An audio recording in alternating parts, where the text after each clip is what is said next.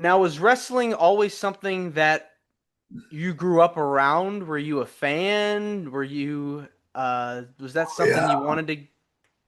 Oh, yeah. I love wrestling and watching it on TV. Of course, there wasn't much of it on TV, but my one of my uncles would take me to the matches in Tampa on Tuesday night at Armory, and so I got to see a lot of live events, and I was always a fan. Always wanted to be a wrestler. I just didn't know how to do it, but it eventually came up. Who were some of your favorites that you idolized?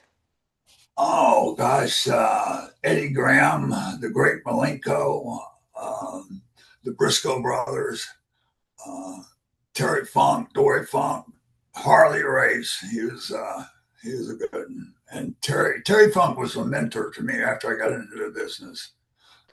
It's pretty close to the Funk family.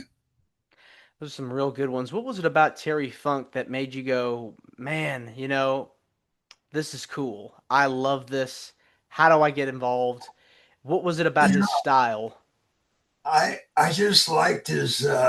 He was a great character. I mean, you thought of him as a Texas cowboy, a tough guy, and he was just bizarre with the stuff that he would say. And he was just very interesting to me. And luckily enough, we became good friends. And he got me booked in Japan when nobody would give me a job. He got me a job over in Japan, and which was the biggest break in my career is when I started working in Japan.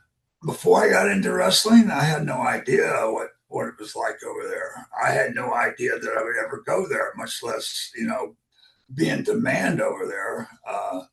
It was